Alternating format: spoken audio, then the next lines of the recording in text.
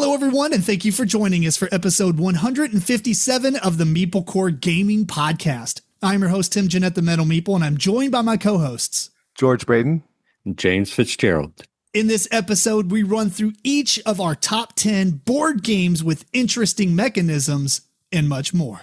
Enjoy the show!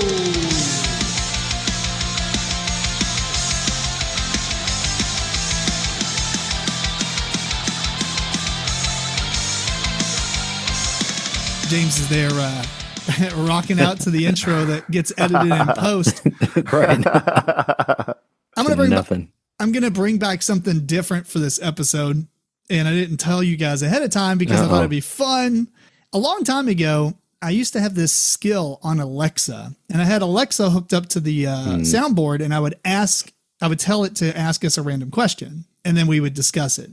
Well, I tried like crazy to get Alexa to do that again. It just doesn't exist. So I typed in ChatGPT to give us a random question, something that we can discuss in our podcast. It takes maybe up to 5 or 6 minutes. Let's see what it says.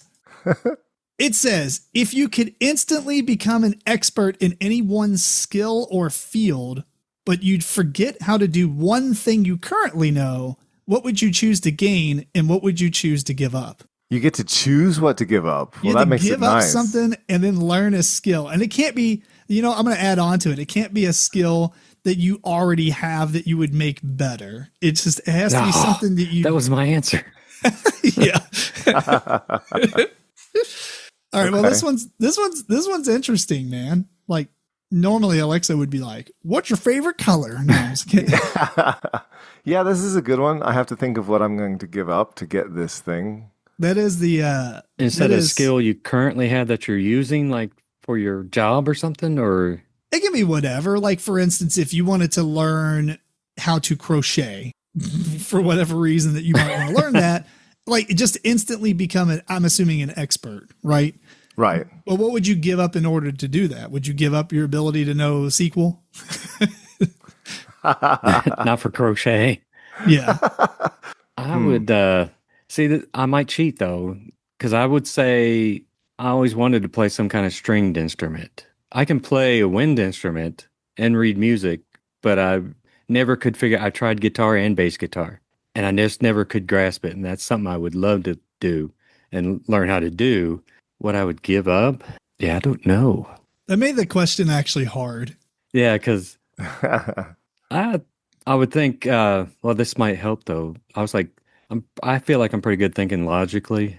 If I could give that up, that wouldn't hurt me too bad. But that helps me in my job. So I want to be dumb. Yeah. How about driving a car? If I'm good enough guitar, I can pay somebody to drive me around. Yeah. There you go. That's pretty good. You got something, George? Well, I know what I'd like to be able to do, but I'm not sure what I would give up for it. You can't say play soccer like a pro. Yeah, well, but that would require... Is that what you're going to say? No, because because that would also require, being younger. Yeah. Oh. It's no good being a pro at the age of, we won't say, but like, if you're a professional and you're 34, like you're pushing it, right? Yeah. I'm way past that. All right, I gotcha. What would be the thing you'd want to do? I think I would go for speaking and reading Irish. Oh, okay. Interesting. That's a cool skill. What would you give up? Yeah. English? Yeah, maybe. I could give up my hearing. I could just sign. I mean, there you go. Gaelic. It actually wouldn't be. Then that wouldn't actually be a harsh loss of something because it wouldn't be as bad as it would be for a lot of people, of course. Right. But man, that's a hard tough question. It really is. It is. I don't know. I actually don't know what I would give up. That's I guess the maybe hard part. I'd probably give up my my IT skills. Oh, well, that's not a big give up. I actually think. Here's the thing. Hear me. I mean, I'm not trying to toot my own horn, but if I want to learn something, I do a good job at doing that. And so if it's like normal stuff, like it would have to be like a career for me to like want to learn it. You know what I mean? Like that would be something that's hard because of the amount of time it takes. Like if I want to learn how to play the saxophone, I'll learn how to play the saxophone. Like, I'm fully confident that I can do something like that. And so I need to choose a skill that like is out of my reach. So like a rocket scientist, or you know what? Better yet, an astronaut. Because as a kid, I always wanted to be an astronaut. Yeah, that'd be cool. Okay. But that's like that's a dedicated life. And I guess I would just give up my career and my knowledge of IT stuff to go into that. And that'd be interesting because which I don't know if that would, I guess it would also have to conquer my fear of going in space. Like, I don't know. I never thought it was possible, so I don't know if I have a fear of going into space because it's not really that possible. If somebody came up to me right now and said, "Hey, you want to go into space for free?" I would tell them no. Yeah, they could come up to you right now and say, "Would you like to go to Mars and never come back?" Like, there's going to be people that do that fairly soon. Or let's just say that, there's 100% success rate that you can go to Mars and come back. I'm still going to be like, that's scary. No. I'm with you. Like, I would be the same actually. Even though I'd be really excited about that prospect, but I would be scared too. Absolutely. Yeah. I think you'd be disappointed when you got there. Because there's not much to see. Yeah, there's just dirt and rocks. Yeah, but being an astronaut would be cool. Like just being a full-fledged astronomer and have that amount of knowledge. Because astronomy is, I said an astronaut, that is what I wanted to be. That's not what I actually meant. I wanted to be an astronomer when I was younger. Yeah, I did too. Yeah, I have a telescope and everything. I feel like we talked about that on a previous episode or before the podcast. I may have, because I went to college for physics at first to be an astronomer. Then I decided computers are more my thing, so I went into that instead. Yeah, that's cool. I don't know why I stopped with the astronomy stuff. I really didn't pursue it, and I didn't really know what I wanted to do until I started cracking games to play them for free. And back in the mid 90s, it was a lot more complicated. Well, I mean, it's still complicated now. It's actually probably more complicated with copyright protection stuff, but it was fun to get into the files and erase things and change INI files and all that stuff to get it to work. And I was like, man, I really like doing this kind of stuff. And then I stopped pirating games because once you have so many games, you're overwhelmed with the choices, and I didn't play anything. And so until I started buying games, I really didn't get into playing games as much, which is really weird. What about a skill that you've tried yourself already, but you found you're terrible at it, right? So then this would be a way to just get good at this thing that you're pretty sure you wouldn't be able to do yourself very well at all. Okay. Right? I got one. Blacksmithing. Yeah? Did you try that? I mean, to a degree, yeah. Like knife making and things like that. Okay. I don't know. I can't take the heat. I'm definitely not strong enough. Right. That's what I was getting ready to say. It's like the strength that you have to have in order to do some of that. At least in the traditional sense. I mean, they got a lot of machinery and stuff like that. They can do all the presses and stuff, but it's like if you don't have hundreds of thousands of dollars for equipment, then you're learning to do it the original way or like the more primitive way. And that is rough. And that's actually a good point, George. I think on a really early episode of the podcast, we talked about some things that you wish you could do or whatever. And that it just triggered that memory. So I did talk about wanting to do like knife making and sword making and stuff like that. Okay. Yeah. I think for me, it would be surfing. Surfing. That's cool. Yeah. That would be something I bet you can learn surfing. But I've tried and I'm bad. Maybe I could, but I would want to fast track that so much. Like, man, I would say hard. The first way is to live anywhere within 300 miles of an ocean. Yes. Or anywhere but 300 miles away from an ocean. Yeah, that would help. Yeah, I tried when I was young and it didn't work. A friend of mine tried to teach me and just didn't work out. Yeah. Yeah, it's rough. I like how George subtly called out, like, well, Tim, you're cocky as or how about let's humble you down. James, do you have something that you tried before that you were like? I think that was my thing. I've tried learning guitar. See, I'm more of a notes person. That's why I played trumpet, and I know reading music notes, and I was being taught chords, which is fine, but then to play like that, I'm like, how do you make this song with just knowing the chord? These knuckleheads up there are not, they're repeating the same notes every time they play the song. You know, if somebody's really famous, the song's going to sound almost exactly the same every time. So how do they do that? And he couldn't tell me. And it frustrated me because it's like, that's what my brain is wired to notes. But that's what and I always wanted to play piano too. And again, I can play the right hand because I can read treble clef. I can play it. I just can't do left hand because I can't read bass clef. And that's not really, that's something I just haven't went out of my way to learn. That's on me. Putting the two together. But ability that I wish I had singing. I wish I could sing. That's really a good well. one too. That's a good one. I always thought if I had a genie wish, it would be to be able to sound like anybody singing. Like if I wanted to sound like Freddie Mercury, I could sing like him at that moment. I know it's a petty little wish, but it'd be cool to do that. No, that's cool. I mean, that makes pretty cool. If that would excite you a lot, then it's not really. Yeah, it'd be fun to be able to sing like the people who actually do sing that song. Yeah. Yeah, it would be so fun up until the moment that your conscience kicked in and you realized you could have wished to end world hunger or something. I have 3 wishes. That's just one. Yeah, he gets one of those at least. Dang. I'm just giving you a hard time. The other one's got to be, riches. Oh, yeah, sure. No, the first one is more wishes. Well, they always say you can't do that. And not bring people back from the dead and love. I think are the 3 rules. Oh, yeah. All right, those are good ones. Welcome to our board gaming podcast. Before we get into our main topic, which is talking about the board games with the most interesting mechanisms. So it should be a pretty fun list. We are going to but we're going to talk about what we've been up to since the last episode. We'll do that kind of quickly because I think this topic is going to be pretty fun and very informative and long. But I'll start real quick since I was already looking at what I had up here. Between the last time, I played a lot of Board Game Arena, like just all kinds of stuff with James and my wife and some other people. Played a lot of cool stuff. We had a game night. We played Automania. Have you all played that before? Yeah, I really like that one. Yeah, that was really good. Yeah, that has a place in my collection for sure. Yeah.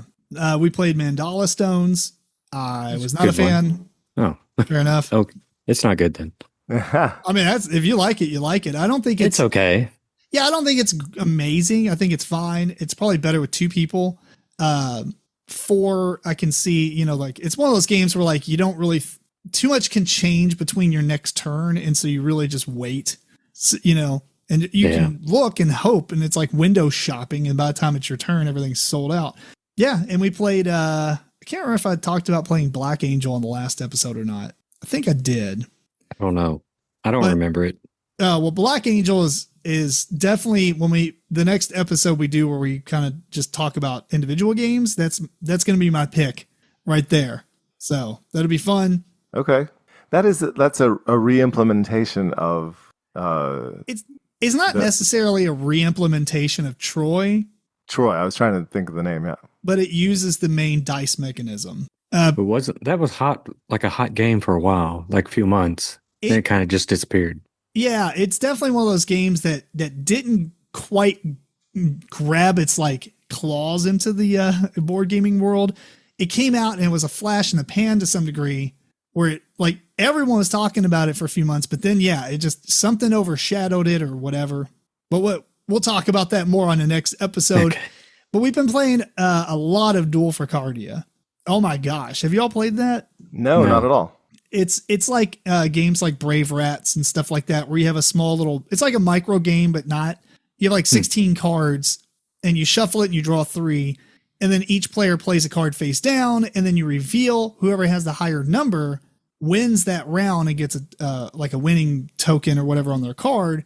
But the lower number activates the ability on their card. So the higher number just gets the point. And a lot of times you don't want the point. You just want the ability to kind of set you up for better. Because sometimes you can play cards that will be like, you win all ties. Well, that's even retroactively. And really, you keep playing until somebody wins 5 points and that person wins the round, and you play best 2 out of 3 games. But you can play a card that like whoever, you win all ties. And so if you had a tie 3 rounds ago, you'll win that tie, and that could win you that round of the game. Or you might play a card and it's like the highest card in the game is a 16 and its ability is you immediately win the game. You're almost never going to be able to play that, right? Yeah. Because somebody would have to play a card, lose, and it's a high card, lose and add extra influence to the next card. And then you play your 16, which is technically lower than like maybe their 15 or 16 because now it's a 20. But you can also instead play your 16 early on when it's out there or whatever. And then later play this card. And if you lose, you get to activate one of your instant abilities on a previous card. And you're like, I win the game. You know, it's a lot of very, very trickery. And you might think you're winning and all of a sudden you're like, you lost. It is crazy good. Really fun game.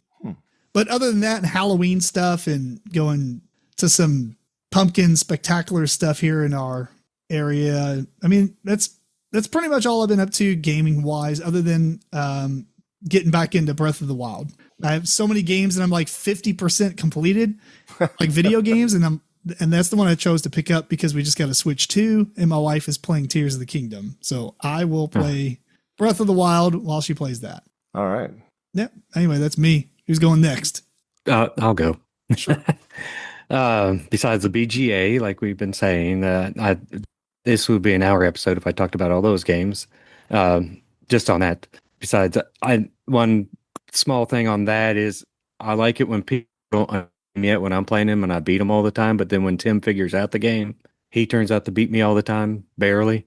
Are we talking about a rap of mine? Yes. I'm always one step behind, one turn away, and you beat me because I do something stupid. Did we talk about this last episode, George? A rap of mine? No, but I'm familiar.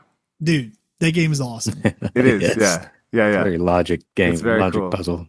So beyond that, I made a list this earlier week to all my 2025 games that I haven't played yet that I own. So I was like, I need to get on that and play those before the end of the year. And there's 19 games. 6 of them I haven't got in yet, but they're supposed to be in before the end of the year. And true to form, I only got to one of those. And that was Valkyrie, a Black Orchestra game. I don't know if you played Black Orchestra. It's a co-op game that you're trying to kill Hitler. It's actually pretty fun, and it's really fun solo. You have to play two conspirators to beat Hitler. And Valkyrie is just the light version of it. It's like the intro version of it. Oh, okay. I played it, and it was pretty good. It wasn't as good as the original, but if it's something you just want an introductory this type of game, like Nemo's War and Black Orchestra, they're similar, kind of. That's a good game to get into. Valkyrie. It's called Valkyrie, a Black Orchestra game. Okay, I played Black Orchestra and liked it as well. Yeah, this is just a trimmed down version of it. It's slightly different in rules, but it's very slim. I mean, it's like a 20, 30-minute game. It goes pretty quick. It's a good time. Played Nemesis Retaliation again. I mentioned it earlier in other podcasts. Always a blast with my group. There's always laughs and stuff. I thought I was cruising along, got murdered by an alien near the end. Origin Story, the new Stonemaier trick-taking game, played that last night. I'm not big on trick-taking games, but it was okay. If you like them, you'd probably like this one. You're building a hero, so you're adding powers every round to your hero to be able to help you with your trick-taking. It's fun. I told them I'd give it a 7 if I really liked trick-taking. It's not bad. Ruins, which is a re-implementation of Craft Hero, Custom Heroes by John D. Sinclair. John D. Clare. Oh, John D. Clare. Yeah. It's a card crafting game, but it's card shedding. You're shedding the cards, and it's pretty fun. Everybody liked that. And our Great Western Trail of Paso, which is a trimmed down version of Great Western Trail. I just saw that at a comic shop the other day, and it's not bad. Thought about getting it. It's pretty good. It's good if you like Great Western Trail, but if I had choice, I'd play one of the other main Great Western Trails. This is a trimmed down version of that. It's not bad, but it's not awesome. It's good. I'd give it about 7. It's about an hour for being so small. Huh. You would think it'd be a lot shorter than that, and then I played solo Pirates of Maracaibo, which that might end up taking over Maracaibo for me. I like Maracaibo a lot. This one I think I like a lot better. I'm with you. Absolutely prefer it. Yeah, it was very enjoyable. And it's pretty good solo. I'm hoping to get the new expansion out because it's supposed to change up the gameplay. The new captains. The AI No, that's the Commanders. That's the one's already out. There's a third one, a second expansion coming out, and it's called Bermuda, I think. And Oh. it's supposed to.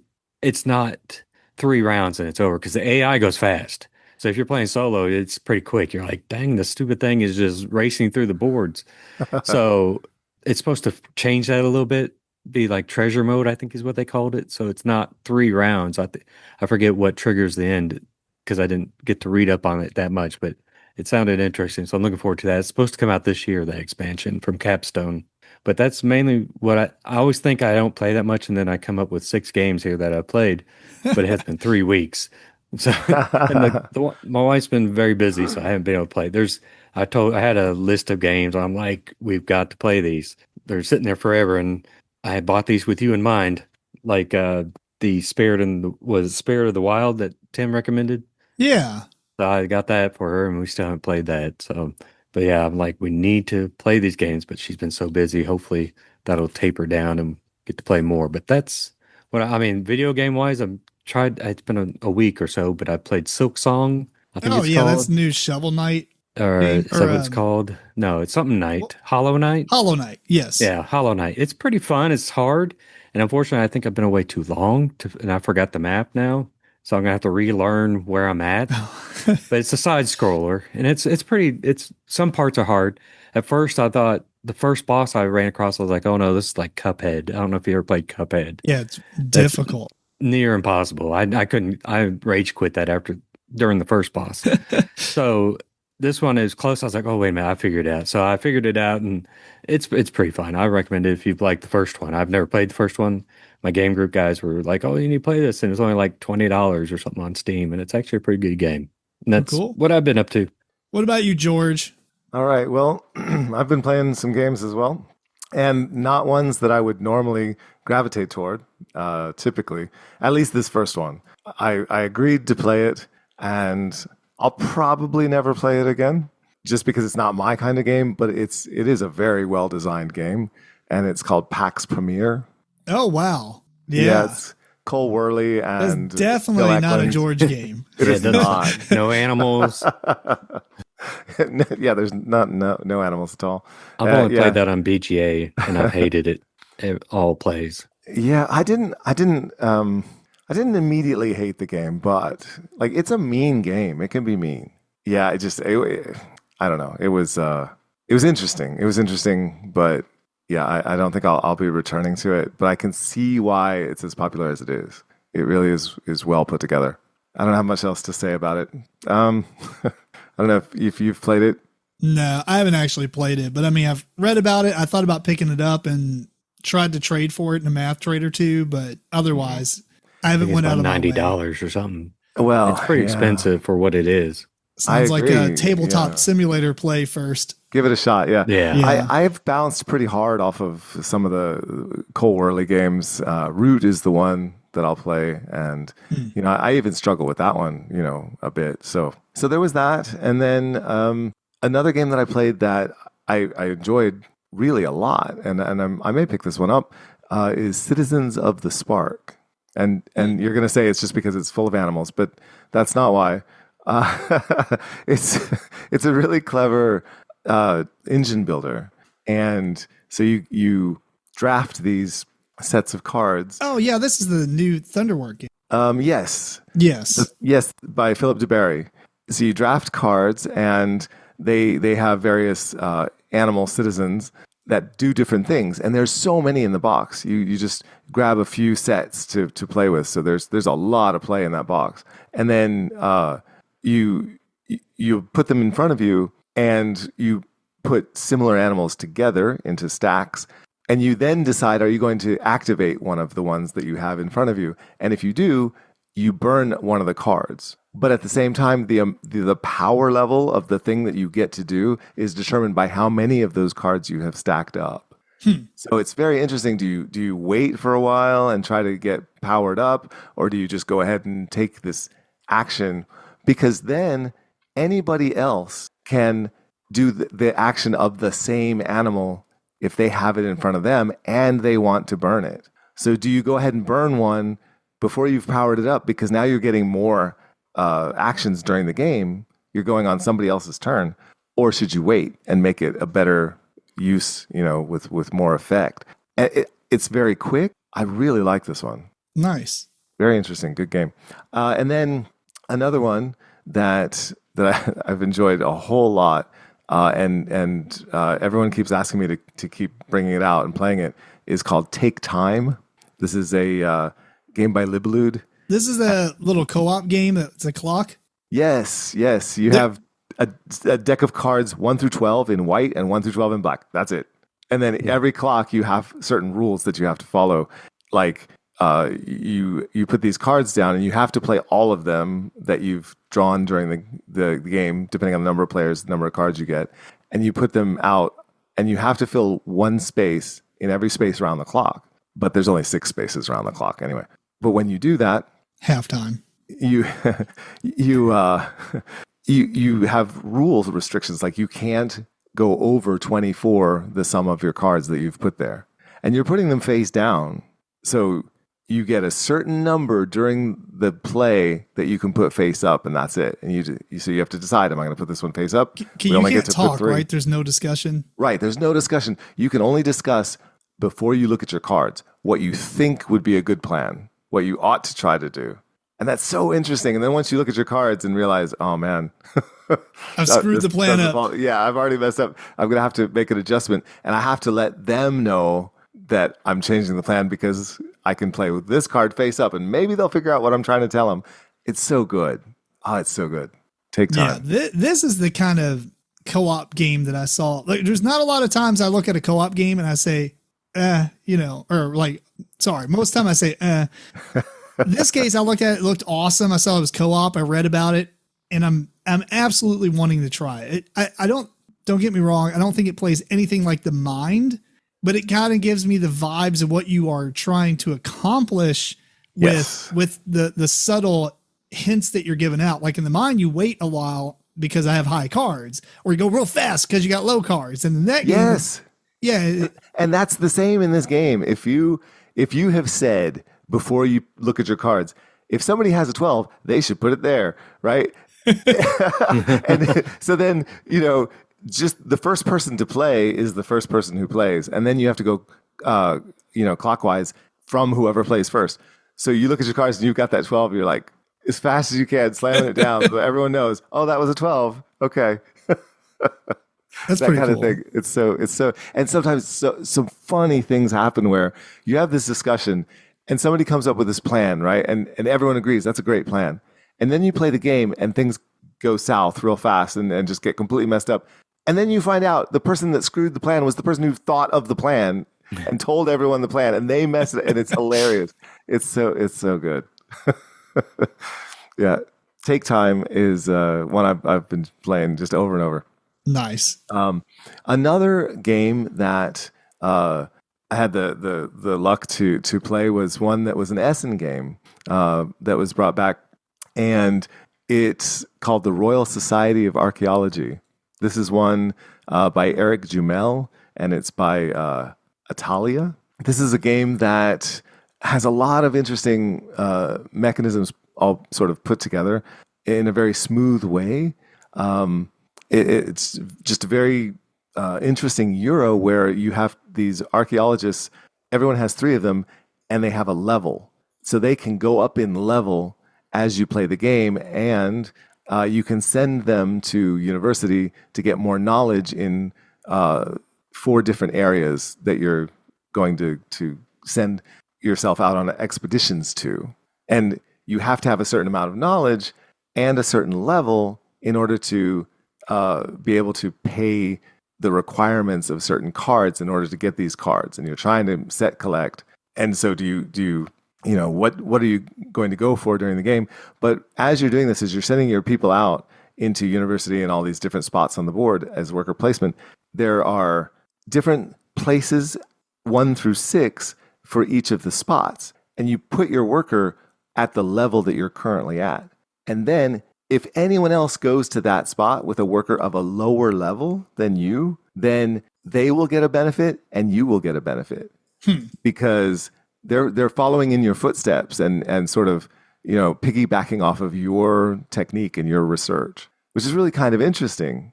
you know, and it only happens when someone of a lower level goes to that same spot as you've gone to. But you can also pay reputation to temporarily raise your level so that you can match them and nobody gets the benefit. Because usually the person with the higher level gets a better benefit than the person with the lower level. And so it's a bit mean in that sense that you might be willing to pay a little bit so that nobody gets anything. The difficulty I had with the game is not with the game itself, but just with the kinds of games that I enjoy. This one is tight. It's so tight with money. And I suppose that's very thematic. If you're going off on expeditions to find relics around the world, yeah, it's going to take a lot of money. But man, I don't know. It's not for me in that sense because it was just too constrained. I was frustrated too often with money. Fair enough. Yeah. But I feel that way about a lot of games. I prefer Sanctuary over Ark Nova just because of the money. Yeah. So I think people who like this kind of game are going to really like it. Cool. So there was Royal Society, and then the couple, another game that I've been playing a whole lot as a filler kind of game is The Gang, which is sort of like poker, where you're creating poker hands during the game, but as you play, you have to decide without being able to show anyone your pocket cards who has what rank order of poker hand.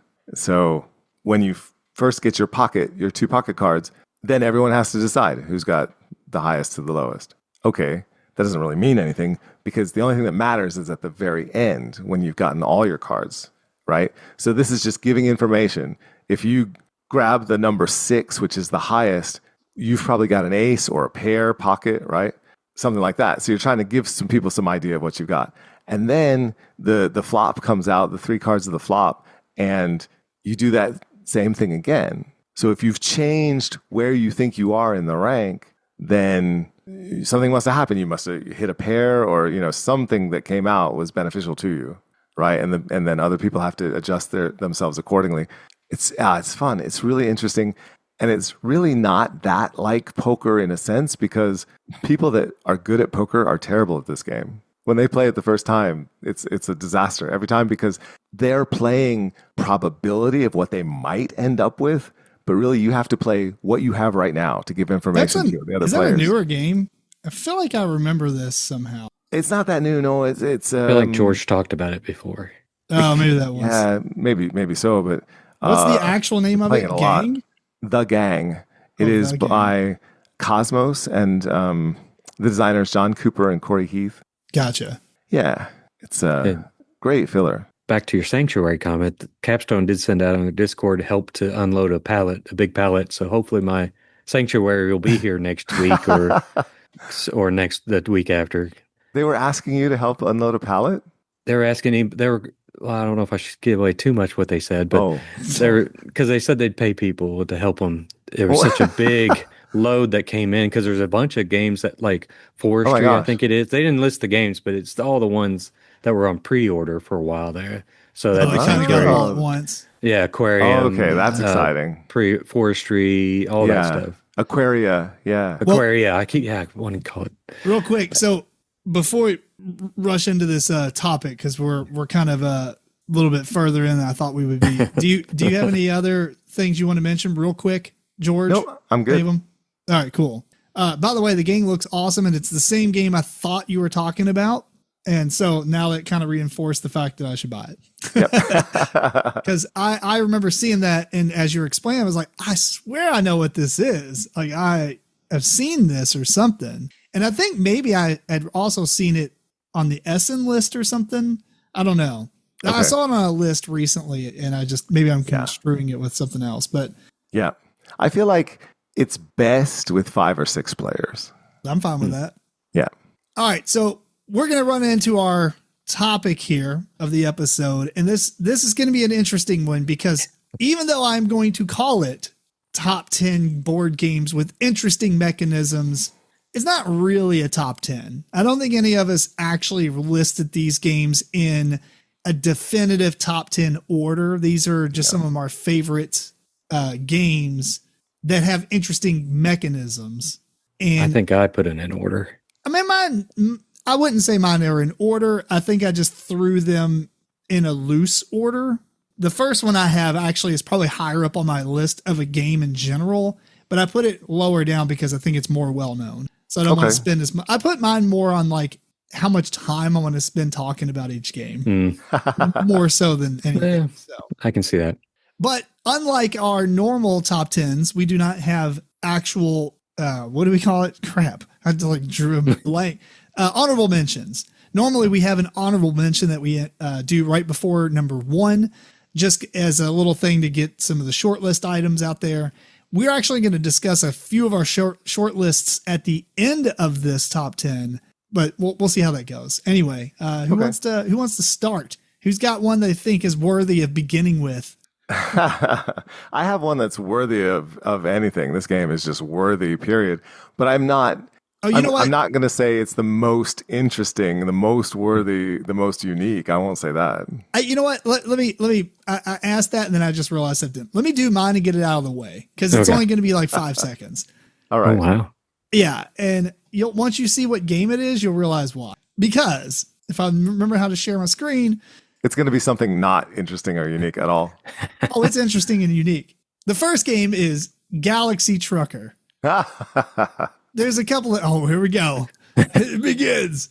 The only reason I'm putting this lower on the list, because I actually like this game a lot, is because I feel like it's very well known. Yeah. But if you think about it this way, Galaxy Trucker, there's not many games where you say go and build stuff like a ship or whatever. That whole mechanism is pretty unique. Now there are games that do it now. Obviously there's a couple that do a similar mechanism where you're grabbing tiles and putting them in front of you. Like, so for instance, Jetpack Joyride does it, where you're grabbing all the different shapes and you're putting them in front of you on a board. But there's really not that many games that use that mechanism of building a ship in real time and then going through like a non-real time element of the game. I mean, I guess other game, if you just heard that statement, that happens in a lot of games where there's like a real time and not real time.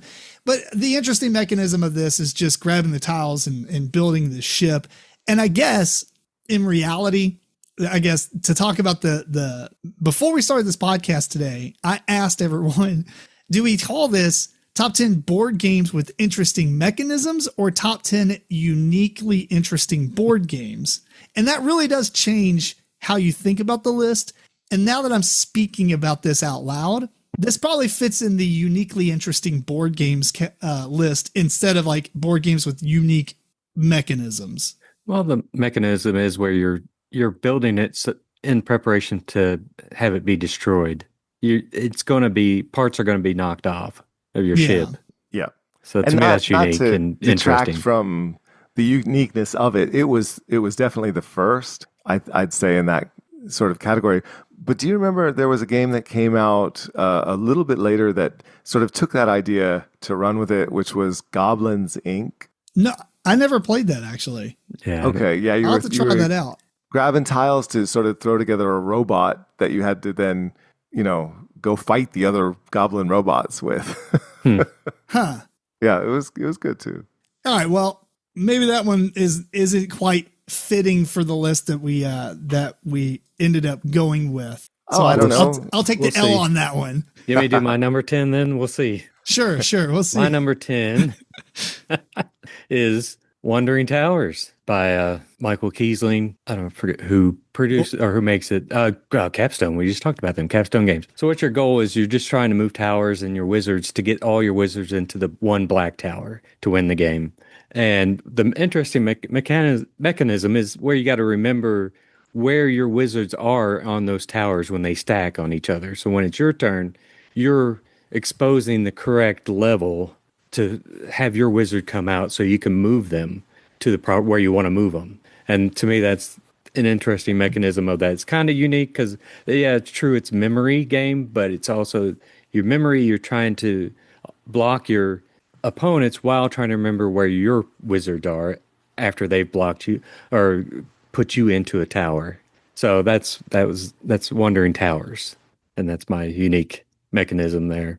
Okay. All right. And did you put it 10th because it's like not that unique as far as the memory part goes? Yeah, that's what I wasn't for sure if it really fit this list or not, is why it's 10. Yeah. All right, well, Yeah, George. I can sort of relate because I did the same kind of thing. My number 10 is also. So basically, our number 10s are throwaways for this list. Is that what you're saying? Maybe 8 through 10. Yeah. So my number 10 that may not be as unique as we'd like is Detective City of Angels.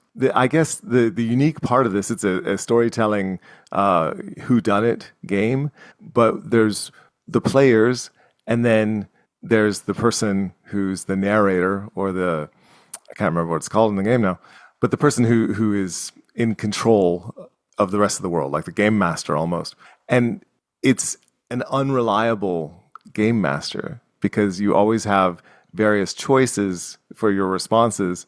One of them is being truthful, and the others are not. I can't really think of another game where that's been done in that way, where you're interacting with an NPC who's being controlled really by the game master, and they can just lie, and the players can challenge them if they think it's a lie, but they're spending resources to do that, and they're making themselves vulnerable to more shenanigans later if they're accusing the people that they're interrogating of being liars when they're not, which is really interesting. It's definitely a unique way of doing that. Obviously, other games do that kind of questioning and stuff, but usually like Mysterium, for instance, or something like that. Yes. You have to tell the truth. And in this game, yeah, I would say this one probably fits more in the category of like most interestingly unique board games, because it's not necessarily one single mechanism that makes it stand out. The entire game itself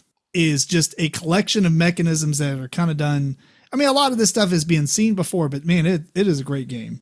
Yeah, I love this one. I really do. And it's so fun, regardless of which role you're playing, because on the one hand, you get to be a detective and go around and find the clues and talk to people.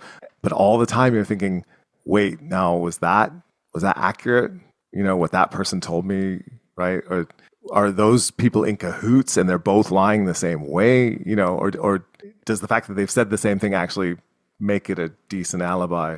And then on the other hand, if you're the person who's in control of the game, you're making those decisions on when to lie and trying not to trip yourself up and overplay your hand and give information in the process. It's so fun either way. Yeah, that's good. All right, well, let me see if I can bring us back in track here with. Otherwise, we're just like doing this the two different titles in tandem here. But, all right, so my number 9 on this list is a game that it's a bidding game, but it has a unique way of doing it, and that is a game called Going, Going, Gone. And the unique part about Going, Going, Gone, is you're bidding in real time, so it feels very auction-y, but it's also kind of dexterity to some degree. So in this game, you have the rules are printed on this giant piece of hard cardboard that actually one player, who's the auctioneer, I think that's what he's called, is going to start counting down from 10, and you have to keep the same cadence. So you can't be like 10, 9, 8, 7, 6, 5, 4, 3. You can't be like that. You have to keep the same tempo. Yeah, but that tempo could be fast or slow depending on what you want. You get to pick the speed, but but what you're doing is there's these groups of cards out in the middle of the table. That it's a set collection game. Basically, you're going to collect sets and sell them for more cubes or whatever. But there's 5 cups. Each cup has either 2 or 1 card next to it. And then as the auctioneer starts the countdown, the players are going to be dropping the cubes in the different cups. And once he says 3, 2, 1, 0 and slaps the board over top all the cups, you can't bid anymore because obviously, the obstruction of the board over top of the cups. And then you go through each cup, and whoever has the most bids spins those and gets the card, basically, or cards. And so it's just a unique. I mean, the interesting part about it is the bidding technique that's used here is just really cool. Not a lot of people are very fond of this game, I guess, because it has a 6.1. I think it is one of those games that you do go into saying, I don't have a strategy and neither do you. It is, let's see what happens. Yeah. But I mean, I say that, but you could also have a strategy of I'm going to put one cube here and kind of like feed it a little bit and make people excited, throw a 3 or 4 cubes in and people start dropping a bunch of stuff on there. But there's always that person in your group that devolves into just dropping all their cubes like at the very last 2 seconds.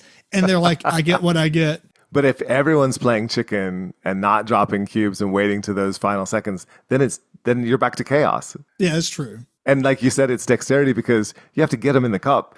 Yeah, you can miss, and you will. And especially sometimes if somebody else is knocking their hand into yours. Yeah, you're like, dude, move your hand.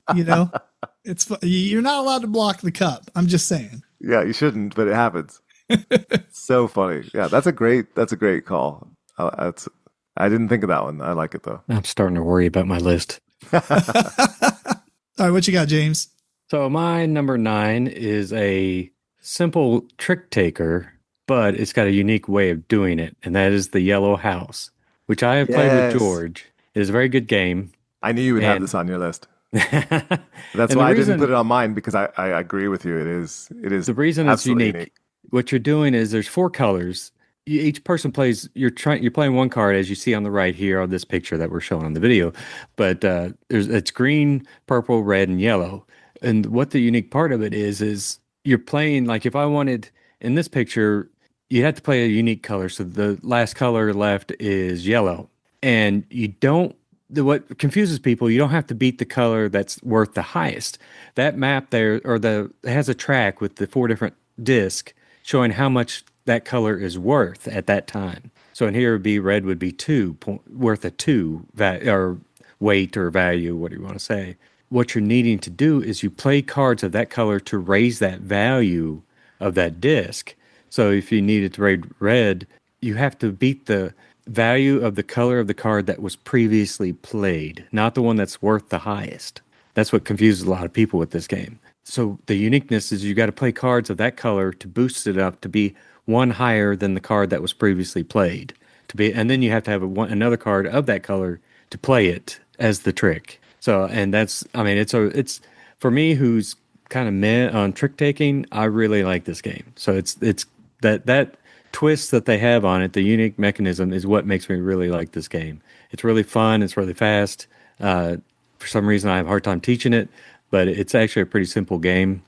And I'm trying to think. I was about to add something. I threw myself off. And I'll chime in and agree with you. Yeah, this is a spectacular choice for uniqueness. This is just a head scratcher. Yeah, and like usual trick taking games, you got to know when to play cards or something. You might not want to play all your cards. You want to keep some cards back, or you can even passing might be strategic to save cards because you're wanting to go out. It's also a card shedding game. I think most trick takers are. But to finish the round, you've got to get the first person to go out with their cards wins that round, and you're trying to win, I think, 3 out of 5 rounds of the game. So that's my number 9, the Yellow House. All right. Very nice. Is that 2 players? I can't remember. 2 player only. Yeah. All right, George, what you got? Okay, well, my number 9 is Station Fall. This is a game where you have this gigantic space station with lots of different rooms all over it, and you have a number of characters that are going to be scattered around the ship, and they're going to be moving around, doing various things in the various rooms. And the thing is, they all have certain conditions that give them victory points. They all have certain goals, end game sort of goals. What I feel makes this one unique is that as you play the game, you are in control of certain characters, but you control all the characters as you play because nobody knows which ones are the ones that you really want to come out on top. So you spend competitive? Yes. Oh, wow. Okay. Yeah. I don't know why so you're I thought it was spending cubes in order to take an action with a character. You have to spend more cubes and have the majority of your cubes on a character in order to take an action with them. And you only have a certain number of cubes, depending on various things can give you cubes for this purpose, but you're limited. You're always limited. And so it's such an interesting decision as to, okay, do I spend my cubes in order to take this action with this character that could do this thing that could benefit my ultimate goals, right? But at the same time, you're putting your cubes onto a character that may not be your character ultimately. And if someone reveals that that's who they are, they then collect the cubes that were on that character. And so you're sort of handing power to somebody else to use characters that aren't your own. The game has this spectacular emergent narrative as you play.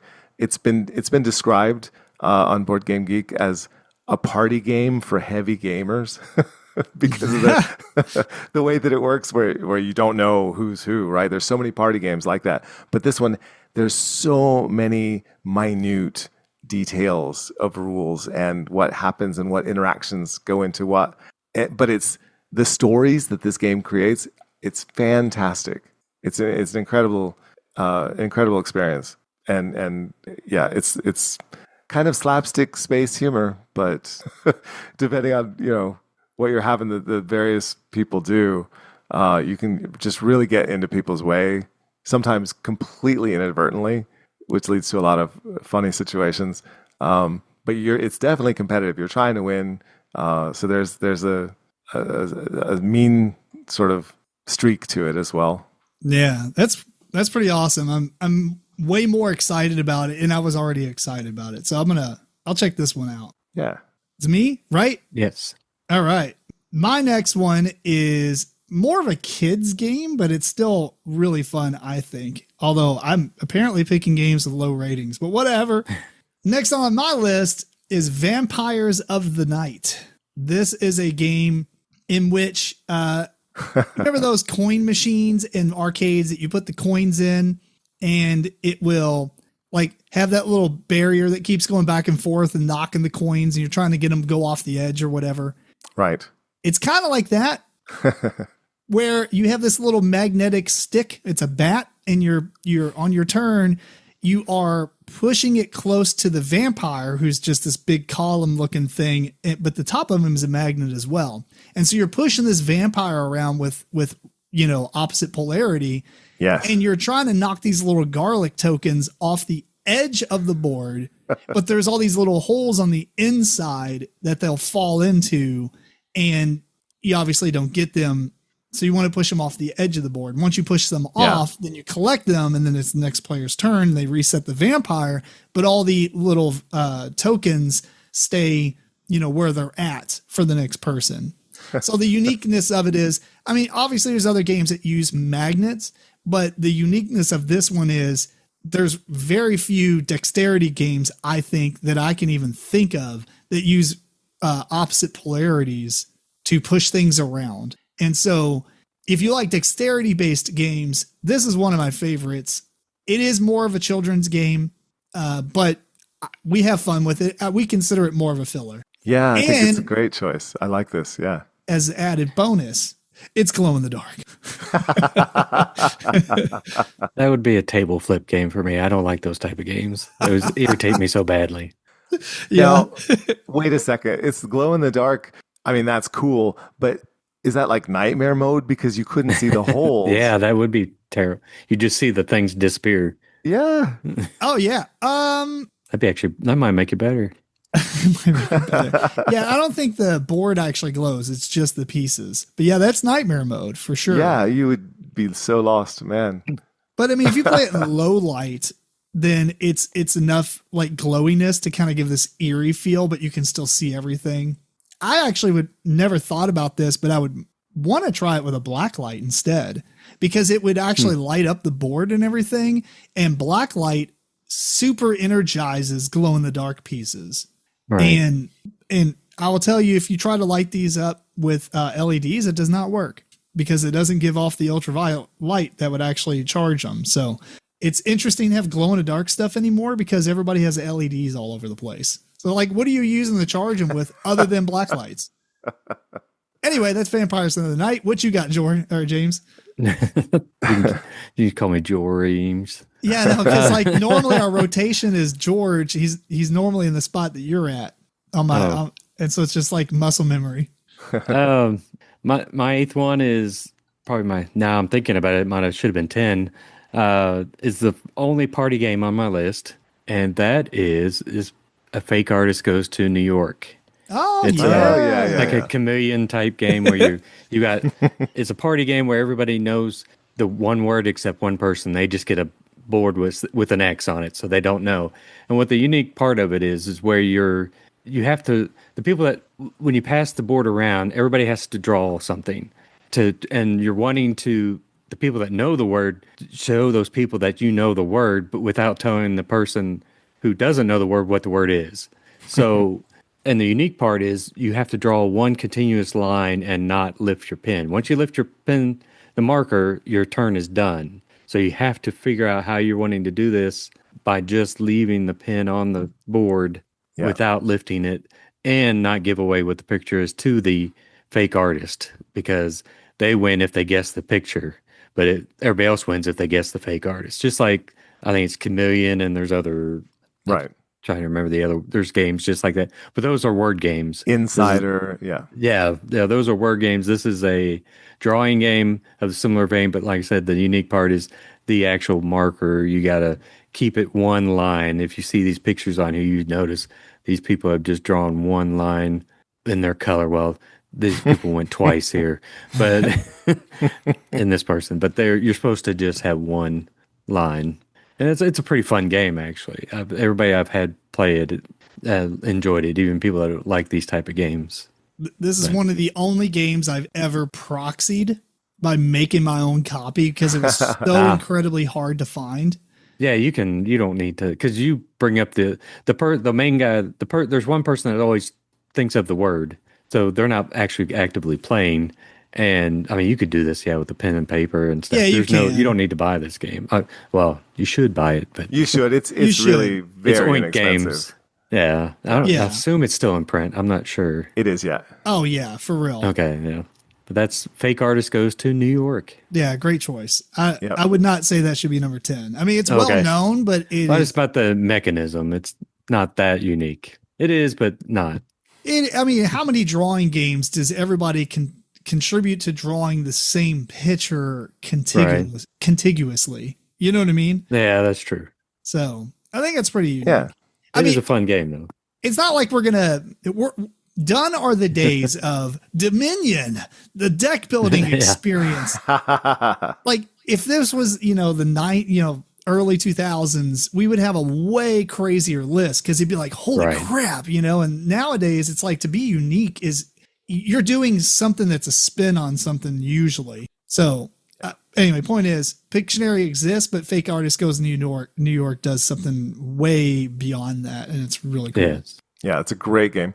I agree with what you're saying about the difficulty of uniqueness nowadays. There's so many times that you'll see an award given for innovation and you think, okay, what was the innovation? Yeah. I can tell you so many other games that did that, but I'll go next with my my entry into the drawing game category. As far as uniqueness in drawing games, I went with Duplic, which is also called Identic, and this is a game where there is some sort of picture, and it's usually something a bit complicated, a bit crazy. This example that I'm showing now really isn't one of the stranger ones. It's pretty normal, actually. But what happens is one person receives an envelope within which they put this picture so that they only see the picture and the title of the picture. They can't see any of the text that's below the picture. And they can read the title out to all the players, who are then going to have the person with the picture describe the picture to them for, I believe it's a minute. It's not much time. And so during that minute, they can say whatever they like. The people drawing cannot interrupt. They cannot ask any questions. They can only draw. And so they describe the picture in whatever way they're going to do so. Everyone else is drawing that picture. When time runs out, they have to stop. Everyone stops. And then they get to take the picture out of the person who describes the picture, takes the sheet that had the picture and all the text on it out of the envelope so they can see the text. And one by one, they will read out the text. And what that will be is facts about the picture. And before they read those out, the people who drew pictures will pass the picture to a different person. Oh, to get graded? You're being graded. So it might say, something like there are 2 scoops of ice cream on the ice cream cone.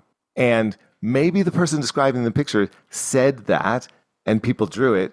Or maybe they just said the girl is eating ice cream and people just drew ice cream cones the way they draw ice cream cones. And if you happen to put 2 down, cool, you get that point, right? And, they might say something like the girl's head is at least 3 times larger than the sun in the picture, right? And if they were not saying that as they were describing the picture, maybe you made the girl's head big, maybe you didn't. I mean, it's crazy. Like all the things are just whatever. But as you're playing the game and you're the person describing, now you start to think, should I mention, that they don't get to read the questions. No, or the requirements first. They're just describing as much as they can. They're just describing as much as they can. Wow. Yeah, that sounds really cool. I like this. Yeah. It's so good. It's so good because, you could just luck into points even if you can't draw for crap. And I guess you haven't said it yet, but the uniqueness of this is that you're getting questioned on what you drew, not how well you drew it. Exactly. Right. It doesn't matter. As long as the person that you gave your paper to looks at it and goes, okay, there's, an odd number of stray hairs, across the person's face or whatever. I don't know. It's whatever it is. As long as they say, yeah, I can see that you did that, you get the point. That's pretty fun. I assume there's an English version because what you're showing me is a French version. I was wondering why I couldn't read it. The English version is called Identic. Oh, so that's the English version. I might put that on my list. So here's an example of the kind of picture you might be asked to draw, where there's a lot going on in that picture. For you to describe what's going on in that picture in 1 minute, you're not going to get to everything. You can't, right? So you have to sort of lay out the broad strokes, and then people are just drawing. And you can have someone who's a fantastic artist, but if they didn't do it in these 10 particular things. Yeah. Each round you roll a die out of these 10 things. One of those 10 randomly is going to be worth 3 points, which also helps with the scoring. And then the person describing, they want to do the best job they can because they get a point for every one of the 10 that somebody got right. Yeah, that's cool, man. Okay. I like it. Everyone gets a turn as the describer because that's when you're getting a lot of points, hopefully. Yeah. It's great. It's a great game. That is a great game. I'm excited. All right. Next up and just really quick. I'm sorry. I have to mention. I forgot. I was going to say it's a great game for the classroom, right? Because you can have any number of people drawing and one person describing. True. Yeah. Yeah. Very nice. The next one up on my list is a game that's it's a dungeon crawler, but it does its own thing, and that is Dungeon Drop. This is a game where have you all played this? No, I was thinking of a different one when you said it was a dungeon crawler. Oh, yeah. I feel like I have. So Dungeon Drop is a dungeon crawler. You do get a character, you get a race, you get weapons and things like that. But the way the game is played is you take all these different cubes, you shuffle them in your hand, and about a foot above the table, you just let them go and they spread all across the table. And then what you end up doing is somebody on BGG made this little example. On your turn, you're going to be drawing rooms essentially between these let's just call them black squares that drop, black cubes. Okay. You're going to draw rooms with those and collect the loot that's inside it or fight the monsters. Some of those cubes represent monsters. You can only do so much damage or whatever. Sometimes you'll there's a key and you can open up treasure chests with them and stuff. So you're like drawing the rooms according to, you have to do 3 pillars essentially to make a room, and you get the stuff that's in it or kill the things that are in it and stuff. You get a character that has like an ability, like for instance, this character can count 1 gem, which is a different type of cube as a pillar. So you can draw rooms that other people can't basically. So the uniqueness of it, obviously, is the fact that you're dropping stuff on the board, and it creates the gameplay. The only other game I can think of that does anything like this is a game called Rattle Battle Grab the Loot, which is like not a great game. Agreed. But really fun, especially if you have kids. Okay. So like if they're like 9, 10 or so, they're really going to like that game. But this is a great game. And I really like it. Like there are a ton of expansions and promos and things like that. And there's just so much content to this. It's great. Yeah, such a great pick. Oh yeah. And then I even have this stuff where you can build like the walls and stuff. Although I probably won't use it so much because I have a game table, so stuff isn't going to go flying off the table. I mean, you want it to spread out, but you don't want it to be ridiculous. But very good game. Dungeon Crawl. So unique and interesting. Yeah, that's a great choice. Okay, my number 7 is one of 2 games that I know has this mechanism, but I think this one is a better game, and that is Evergreen. Evergreen, you're... Oh, I just downloaded this on my phone. Do tell. Evergreen, you're drafting cards to place certain types of trees, small trees, large trees, twigs, water, bushes. And it's like photosynthesis in the sense that you've got the sun. Each round has the sun on a different, like east, west, north, south axis. So there's 4 rounds in the game. And what you're trying to do is set up your trees and stuff to get the sun to hit them and not be covered by shadows from larger trees. Yep. And that's what photosynthesis does, but I think this is a lot better game. It's a really fun game. Evergreen is a great game. If you've never played it, definitely try it out. And that's what, to me, is a unique thing, because you've got to, while you're trying to do area type, like put all your stuff together and in the certain sections of the board, you also have to think, where's the sun during this round? And at the end of that round, everything scores based on the sun hitting it from that angle. So you've got to think, so you've also got to think ahead, because the next round, the sun's going to be coming from a different angle. So the small tree that scores this round might not score the next round because the shadow from the large tree is covering it up. I mean, it's that, I like that concept, and you got to really think of what you're doing. Unfortunately, naturally on card drafting, you might not always get what you need. Most likely not. Usually I don't, but everybody else takes my cards. And so that's the unique mechanism of the sun casting shadows. Even though, I mean, I guess you could buy a little light to do like a sun, but you just have to realize you have to go through each one saying, well, okay, this large tree is covering up this. It covers 2 spots, and a small tree covers 1 spot behind it with the shadow. You've just got to realizing like in this picture, there's, with the sun to the left there's 2 large trees and a small tree in line. Well, that large tree is the only thing that's going to score that round, because it's going to shade that large tree behind it and the small tree. And that large tree is also going to, if it would shade that small tree also. And that's the unique mechanic, and that's Evergreen. Yeah, and that's a good choice. And the fact that there's this other game, photosynthesis, doesn't detract at all, because photosynthesis is by the same designer. This is yes. a reworking by the same guy. So it's the same idea from the same person. Right. That's why they get similar mechanic. Yeah. All right. Well, now I'm gonna have to play it on my phone. I downloaded it because it was on sale and it looked really cool. Now I'm sold, even though I've already bought it. What you got, George?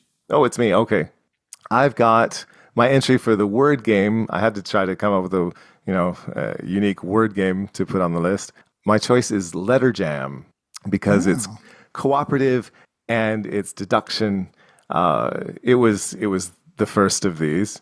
There's maybe a few more now, but this is the original, and I think still the best.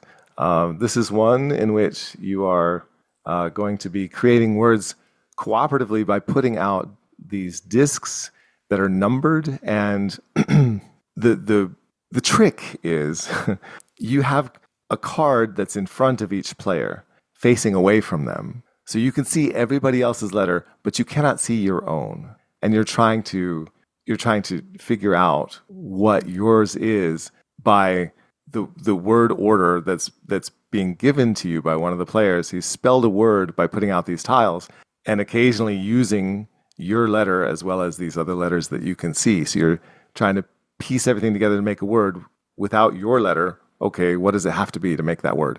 And you do that several times over. So during the game, anyone can make a word, but you can only have one person do it per round. So do you have a really good word that's helpful, but helpful to who, right? Because you can't use all the letters all the time. It's really clever deduction. It's very rewarding for people that have a large vocabulary and are good at sort of making things out of letters that would be more difficult, right? Because you're trying to get certain pieces of information to certain players, and you're constrained with what letters you can use. But if you have a way to work around it because you thought of a clever word that would actually be a valid one, then that'll work. Or maybe it's better to just make a very long word so that you're giving more information rather than that information to more people, or possibly both. I know I'm not explaining the game well, but it's a great game. It is a really good game. I mean, obviously it's done really well. It is unique in the fact of how, like, you're passing out the chips and all that stuff. I mean, it's got a lot of unique things to it. It's hard to just point out one thing. It definitely falls in the most interestingly unique games for word games. Yeah. But it's really good. I like it a lot. Yeah. I love this one. We didn't talk about this before we started this segment. This might be the first overlap if I had to guess. And if it is, I have loaded one in the chamber to take its place. And my overlap would be with George. And if he did not put this on his list, he's going to kick himself out loud. It's going to be really fun. My next one is a game called Treasure Island. Did you think about it? I didn't think about it. Would it have made your list? It's a good choice. So Treasure Island it's a good choice. Is basically this deduction game where one player plays as Captain Long John Silver. And he has buried his treasure, and the other players are, I guess, treasure hunters or whatever, trying to find his buried treasure in order for them to find it. And what makes this game unique is that they're moving around on this board and using dry erase markers to mark big sections of the map, like little circles and stuff. And Long John Silver has to tell you if you win or not. And so as you're moving around, you're marking up on the board. And I'm just going to random pictures here if you're watching the video. You're using an actual protractor. Yes. You're actually using a protractor to draw like circles on the board. And sometimes there's this little compass that you can put on your guy to mark out is it to the north, to get some more questions so you can kind of deduce where to go. But you can't just move anywhere you want. You actually do have like a limit to your movement. Like you can actually forget how the movement works. There's like a movement, like ruler basically that allows you to move so far. So, you can move around. There's different sections on the map. Anyway, if you don't guess in time, Long John Silver gets out of jail and starts beelining it to his treasure. So if he gets there, that player wins. Otherwise, if somebody else happens to find the treasure on the first guess, that was gonna happen. It did happen, but and then here's some of the markings on the boards and stuff. But anyway, the uniqueness of this game is the fact that you're walking around and drawing all these different. Everybody's got a different color marker, so the board ends up looking insane by the time you're done with all these like circles and X's and it's good stuff. Yeah. Good stuff. It's so good. And the sad thing, I'm kicking myself for not thinking of it for one thing, but the sad thing about so many of these games, because they're unique and because they're different, sometimes it's hard to get people to just try something new and just, play a game that they've not been familiar with. And so you don't get them played as much. And this is one, now that you've brought it up, and I think, oh man, I haven't played that in a while. I want to play it. And I even have the expansion, and I haven't ever, incorporated it. And so I'm kicking myself for two things now. I have the expansion as well, and I can't remember if the last time we played it, I think we actually played with the expansion. But I mean, You're that's doing better neither here nor there. So great choice. But yeah, Treasure Island. So my number 6 might be a crossover. I don't know. It seems like a George game. Uh-oh. Not because it has animals. Because it has animals. It was, it was on, I'm not saying animals, but it's animals. Now, it was on the hotness list for about a month, I feel like, in 2018. And and it kind of disappeared. Nobody heard about it since then. It's Nyctophobia. Yes. I'm glad you put this on there because I struggled to knock something off to put it there. I wanted it on your list. Oh, so it's where it's a one against many, and the many are all blindfolded, more or less. They have wear dark glasses so they can't see. And what they're trying to do is feel, and the board is textured and their pieces are textured. Yep. And you're trying to not get killed by the axe murderer. The one is the axe murderer chasing the victims down, and they're trying to move their pieces while being blindfolded just by feel only to get their pieces to safety. And obviously that is the unique mechanism, because I think it was the woman who designed this, her father or grandfather was blind, and she wanted to make a game for to simulate what it's like to be blind. And that's where this came from. Well, she wanted it to be equally accessible whether you had vision or not, and she absolutely succeeded. It's brilliant design. And that's mine. I'm going to note one other thing too. This is one of the only games that can actually strike, I wouldn't say fear, but I'm being facetious, can strike fear into your, when they grab your hand and then slowly put you on there, like you feel the vampire, you're like, like you got, so kidding me. Yeah. It is pretty wild. Yeah, that's a great choice. Yeah. That's me. All right. Well, it's a better choice than mine, I'm sure, because this next one is Wizards Academy. Wizards Academy is it's a game that it sort of struggles a bit under its own weight. It's sort of a longer game, and now that I'm thinking about it, I question the uniqueness, because similar to Station Fall, it tells a story. It has complexity in its rule set, and it has this very emergent gameplay. You have all of these locations again that have various effects, and you have characters that move around on the map. But this time they're not a secret as to who is who. You're all playing cooperatively. It's not a competitive game. And the thing that is unique about this one is that as you move your wizarding students through the various rooms of what's essentially Hogwarts, let's just say, although this was the game was created before Harry Potter was a thing, I'm pretty sure. Maybe I'm wrong about that, but I think it was. At any rate, you're collecting these glyphs that are magical, the means to cast magic. During the game, you've taken these spell cards and you've put them face down on this sideboard. And then to do a spell, you just put various glyphs together and you do the thing. That's the spell. You cast that spell. You don't know what's going to happen. You're discovering the effects of magic as you play the game, because there's 73 different spells. That's pretty cool.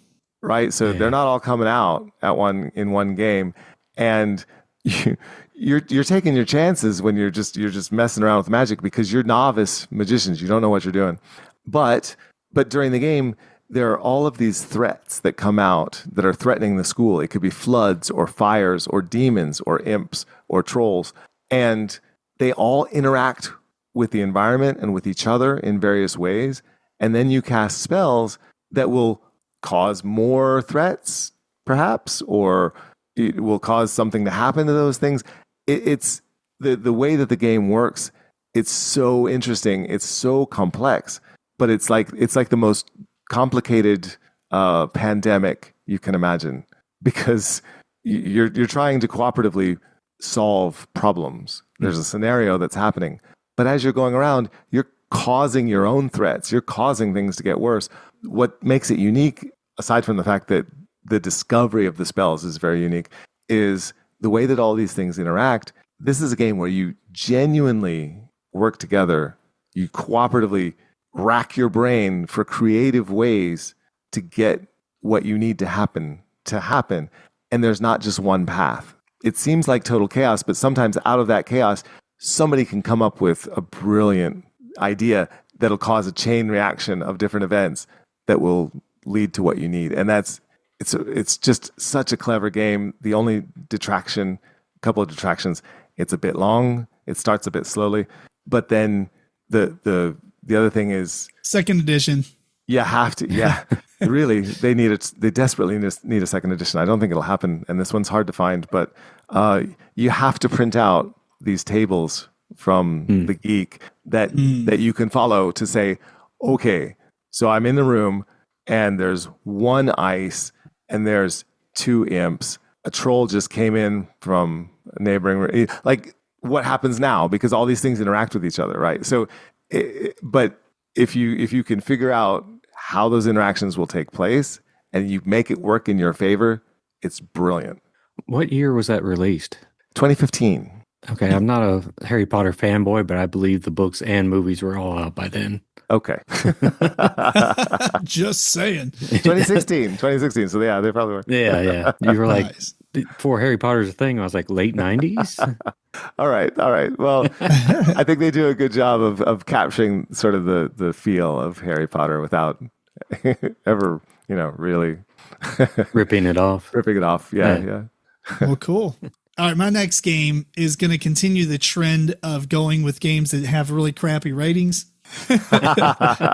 Although this one has a crappy rating for a different reason, and I'll explain that here in just a second, but it is a collectible card game that uses poker chips, and it's called Clout Fantasy. This game is long dead. Never heard of it. Oh, you will heard of it now. I've heard of it because Tim is an absolute champion of this game. Oh, dude. Yes.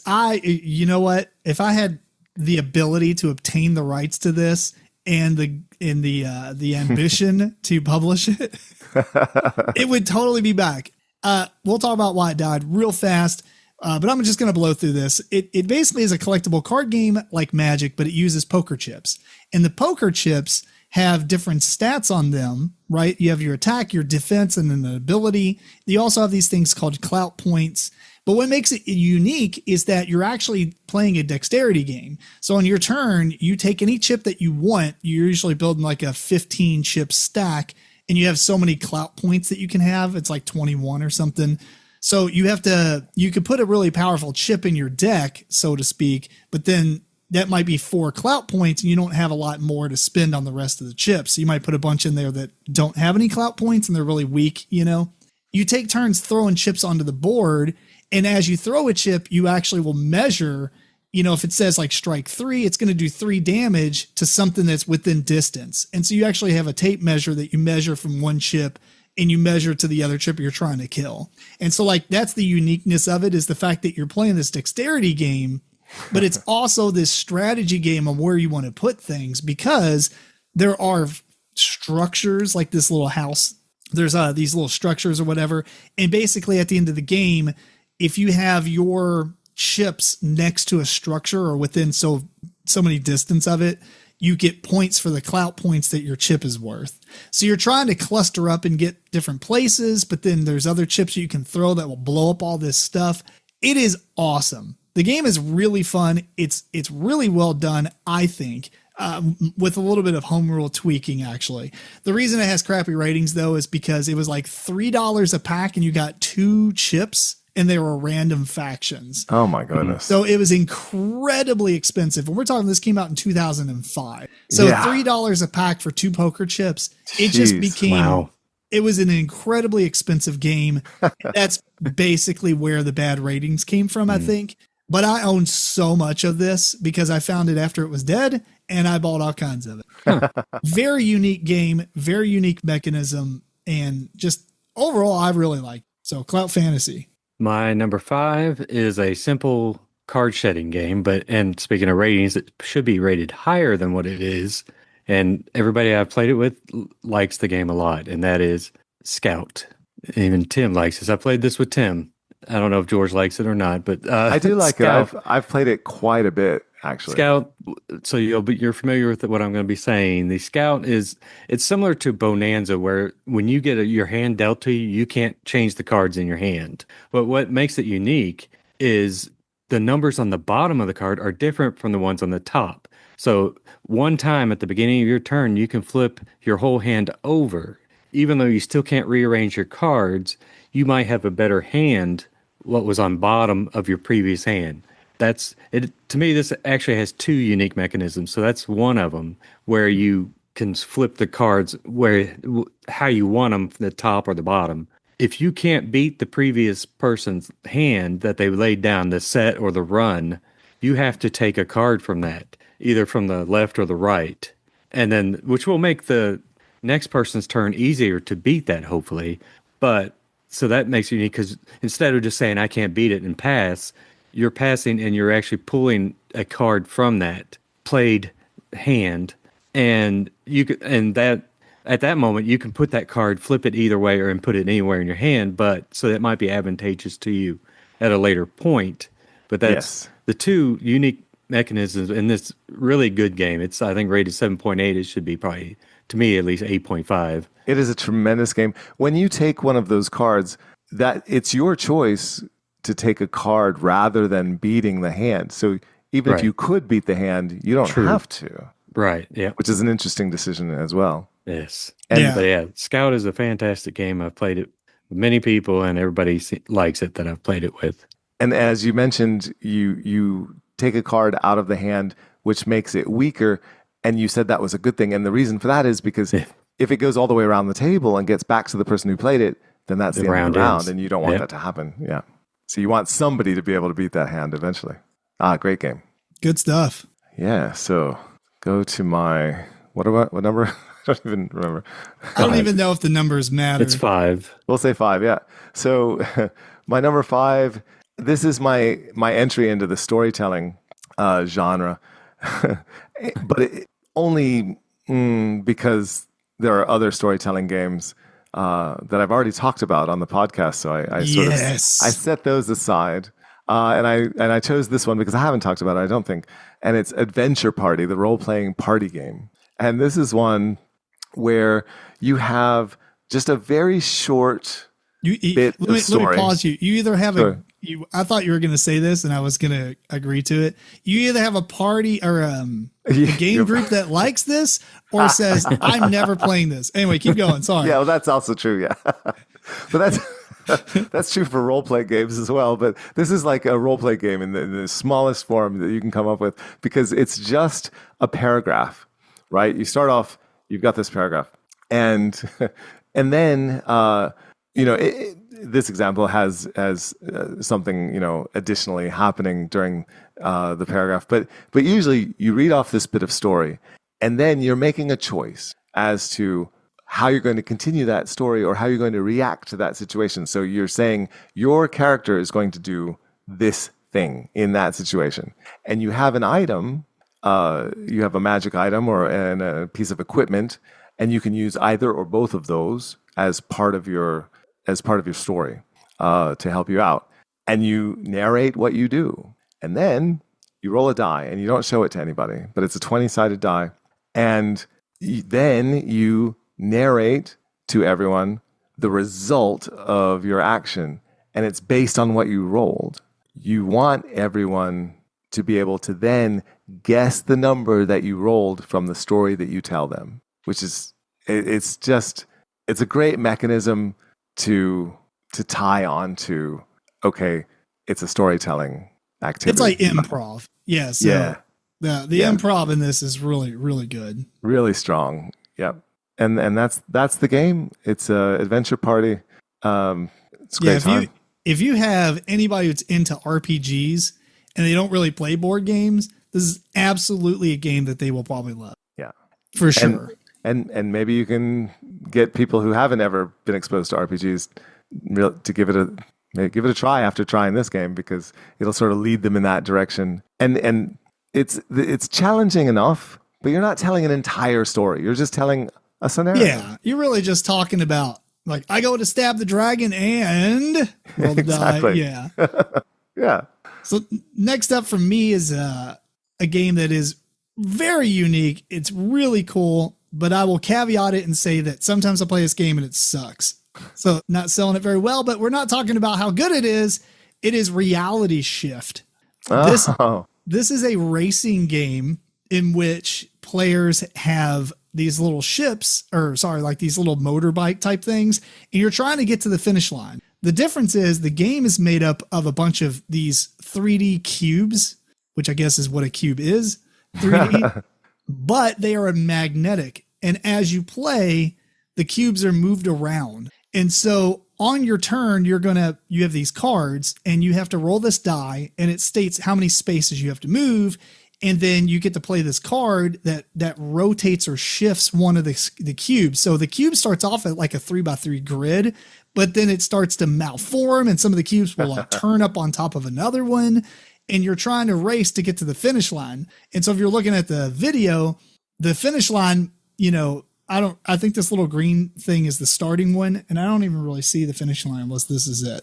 But you have to race along the actual roads. You can't move into other stuff or you blow up. And then next turn, you start back at the starting point. This game can be, and this is why I think it doesn't have amazing ratings, because it is really fun. This game could end on somebody's second turn or 2.5 hours later.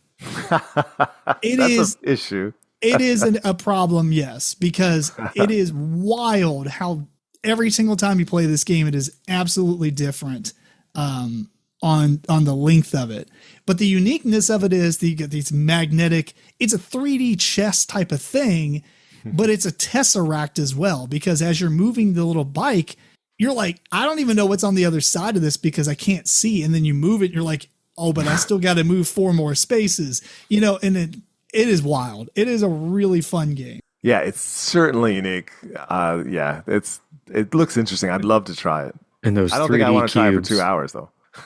Those 3D cubes are very unique. I've never heard of that. Oh yeah. Dude, 3D cubes. Whatever, making fun of 3D squares. These 3D spheres. Anyway. But I do own the deluxe version of this too. So next time you're down, we're down. Right. Come up with a house rule to make the game length workable. It most often than not, the game is 20 to 30 minutes. It's just every once in a while, people will start moving the thing around and you're like, come on. So I'm sure there's it's just more of like a game etiquette type of thing. You know what I mean?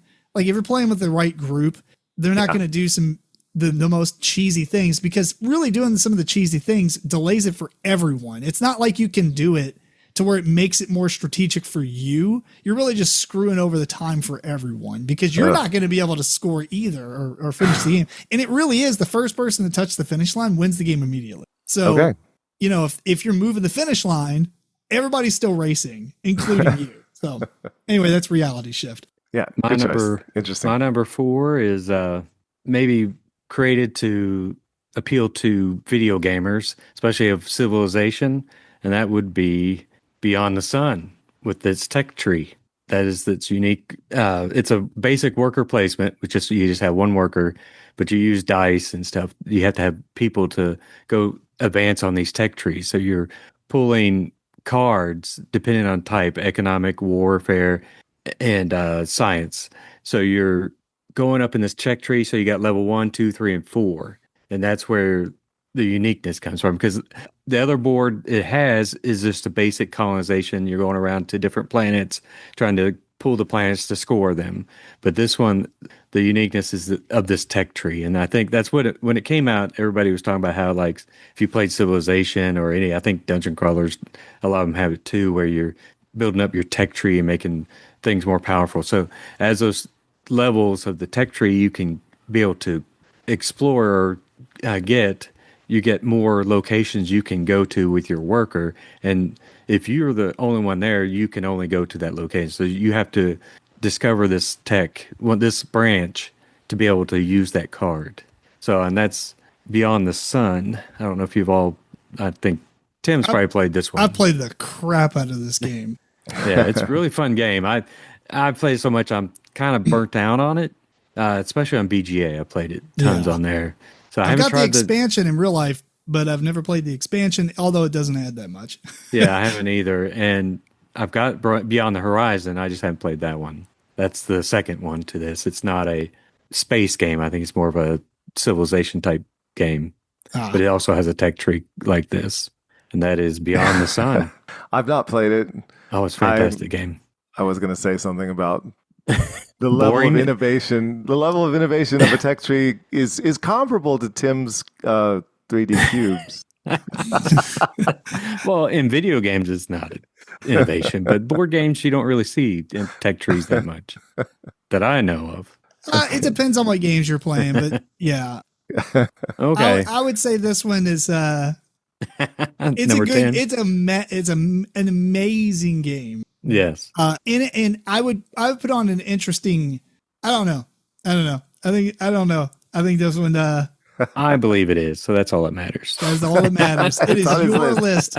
It is your list, sir. I'm fine. I can't argue that point. All right. Is it me? Yes. All right. So my number 4 is a game that I put on the list because it is in the sound category. And this one is Igloo Pop. This is a game where you are going to be holding these igloos that are made out of plastic. And inside the igloo, there are varying numbers of little plastic beads. And your job when you're playing the game is to take the igloo without looking at the bottom, which will tell you the number of beads, without looking at the bottom of it, shake it next to your ear and determine from that how many beads you think is in that igloo. And there are cards around the outside of the igloos that have different numbers on them. Some of them have just one number, like the number 8. If you think there's exactly 8 little plastic beads in that igloo, then you put it on there, you put your disc into it of your color, and maybe you're right, and you'll get lots of points because you've taken a risk with just the one possibility. Then there are other cards that have 2 or 3 numbers on them where you would get fewer points, but you have more of a chance of being right because it's more of a spread that you're making that guess, right? And it's silly fun. This is a game that I've never tried to enjoy this one with my deaf board gaming friends. Because obviously it's all based on sound. But what, I don't know. What if you could go by like the feel of the vibration? Even Mozart couldn't feel when he wrote music. The vibration, I don't know. Beethoven. Maybe whatever. Maybe one of these days. Yeah, definitely Beethoven. But maybe one of these days, I'll give it a try and see if you could feel the difference, right?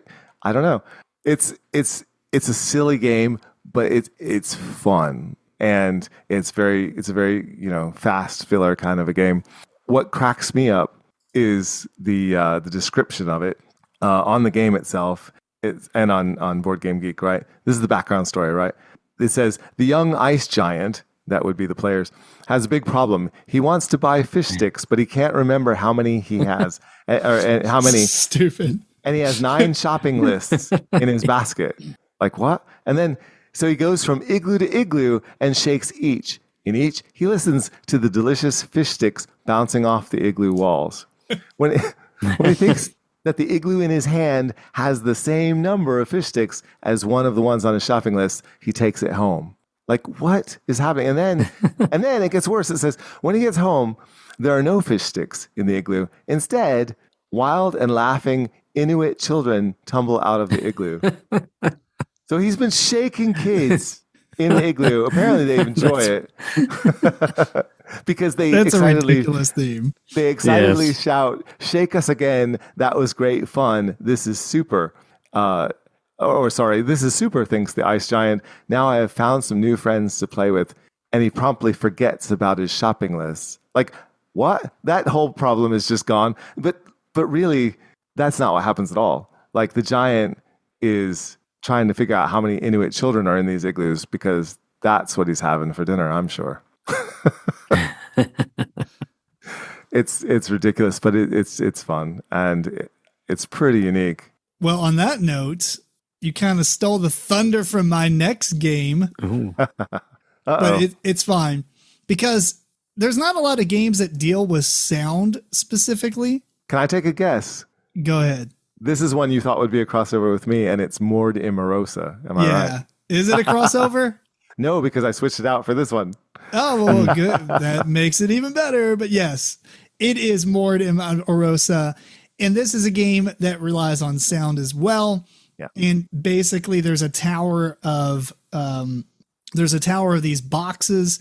Each one just has a hole in the middle, and you're going to be dropping cubes into this tower. Everybody just gets really quiet and listens, and you're trying to guess where the cubes end up. Mm-hmm. There's a little bit of setup for the beginning where you're putting these red cubes in the tower and you're trying to find out which floor they're on.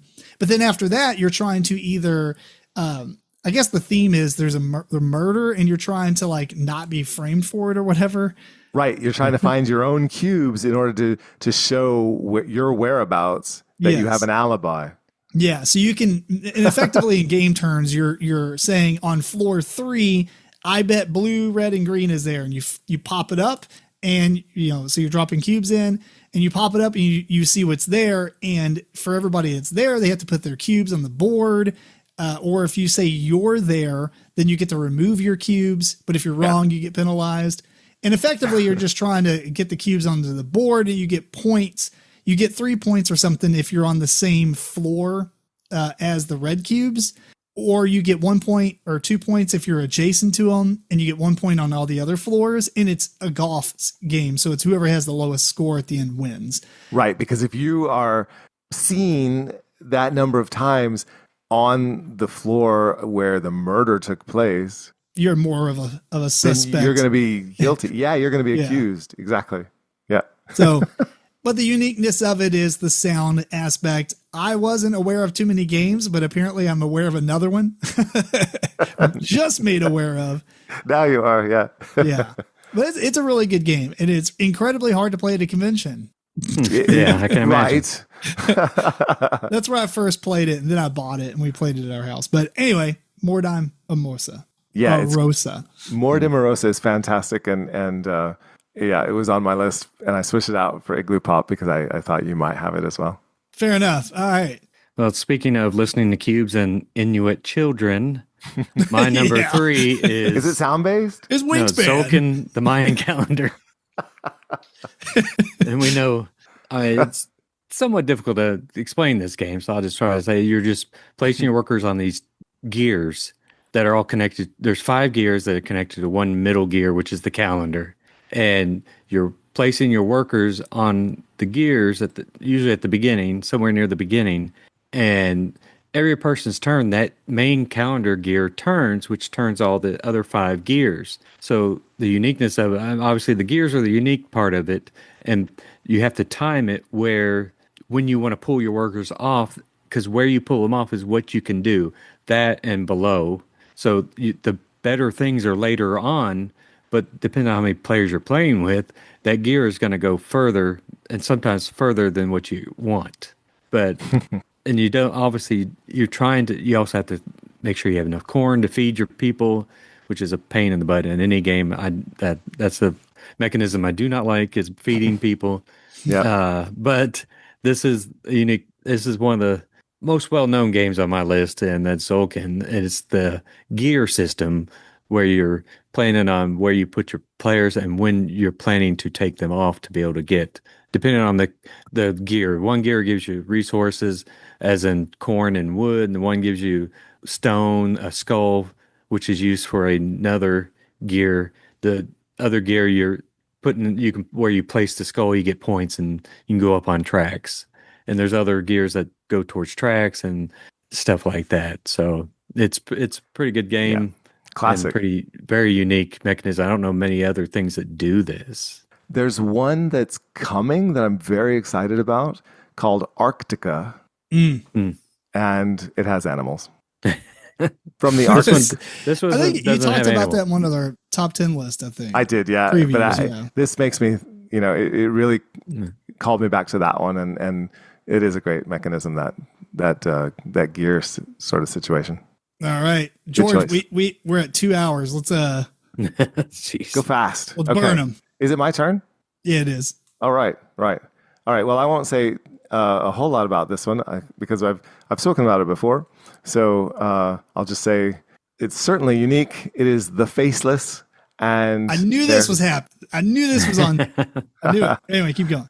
Yeah. So the Faceless, there's this monstrous billy goat demon that is chasing you, and you have to move around on a board. You are represented on the board by a compass, and the compass responds to magnets, of course, and the magnets are in the bases of the other pieces. We've got the billy goat monster that has magnets in its base, so he's inexorably drawing you to him. And then around the outside, as players, you can move these other pieces that have magnets so that you can influence where your compass is going to point, so that you will move on the map where you need to go to pick up these fragments of memory in order to save the children that the billy goat has victimized. So brilliant magnet mechanism with a compass.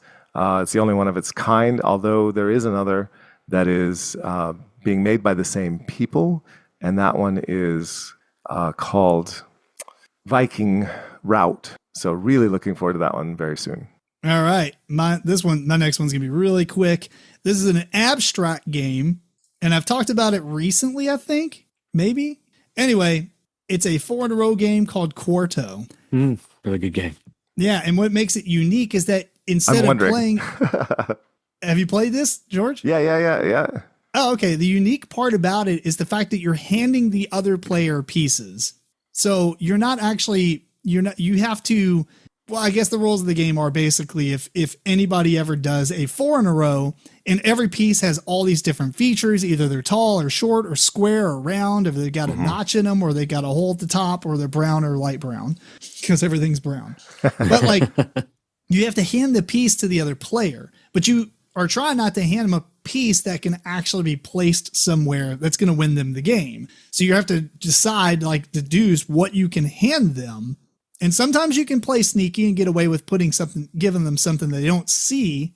And you're like, yes, they didn't see that, but yeah. Or give them something to tempt them into giving you what you really want. Maybe. Exactly. Right. Very cool game. I like it. It's the only type of, I don't really care too much about like Connect 4 type of games, like the 4-in-a-rows and stuff. That's definitely not unique. Yeah.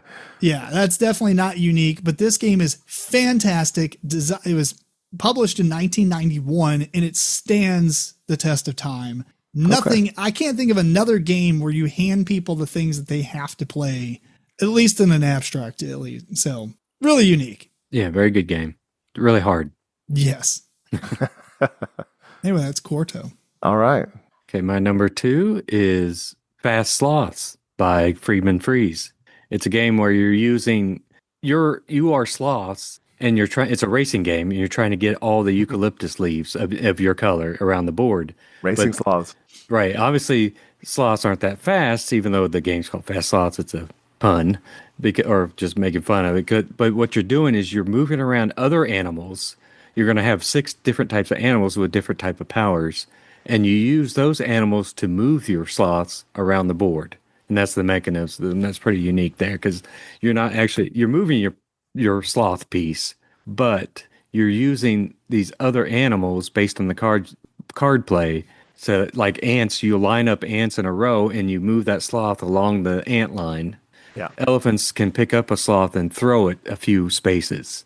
So, and that's the unique part of it is using the different animals to move your sloth around the board to be able to collect these little wooden eucalyptus leaves, which there's 6 of them. So once you collect your 6th one, you win the game.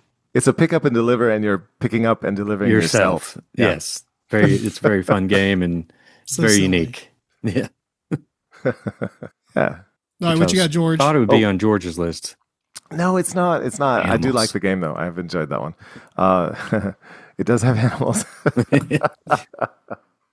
All right, and animal. That's the only thing James knows about me, but it's okay. The next one on my list is one that I picked because I needed a game that dealt with colors, and this one is Soviet Kitchen. Soviet Kitchen is a game that uses an app and a bunch of cards that have various items on them that you're scrounging out in the wasteland during a war in Russia. And you are going to be using these items to create food to fool your customers into eating.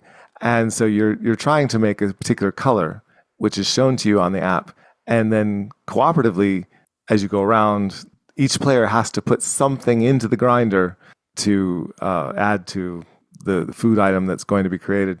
And the color is going to be read by the app and then mixed together, mixed, and the values of the color are going to be figured out, and it'll produce this thing. And as close as you can come to the actual color that food item is supposed to be, then the better you're going to score. And you have to get a certain score each time in order to continue in the game and go on through the rest of the game. And so you're finding just all these different things that have these various colors. Like caviar is a very, very deep purple color, like a deep indigo. And then there's an atomic barrel that is a very bright yellow, and beetroot is a sort of a deep red. And so you have to, without showing your cards, you can tell other people what you have and what color it is, like I just did, describing it. But you don't really know, right? Until you actually see the card. So then everyone has to play a card, and you're trying to work out what you can put together to get the best possible result each round. And it's really a lot of fun. It's really a very challenging cooperative game where it's a campaign game and you go through these various scenarios. If you keep doing well, then you move yourself closer and closer to Moscow. the end goal. We've got to get to Moscow. It's a great game. Soviet Kitchen. And it's been recreated, and it's probably easier to find as a game more geared toward children, which is called Yummy Yummy Monster Tummy. Nice. All right, the last one I have on this list that I'm going to detail out is a game that I hope that George did not save for last. Let's see if he has the same one. All right. And that is the ridiculous game of Shifty-Eyed Spies. I did not, but that's such a fun game. Okay. So Shifty-Eyed Spies, the unique part just comes from me explaining how the game plays, and you're like, what? James, have you played this? No. You're in for a treat. This is the most ridiculous party game ever, dude. So you get a little player color in front of you. I think this is a re-theme or something on the picture if you're watching this, but it doesn't really matter. You get a little tile in front of you that shows you what color you are, and you're going to draw a card, and it says who you're trying to basically rendezvous with and where.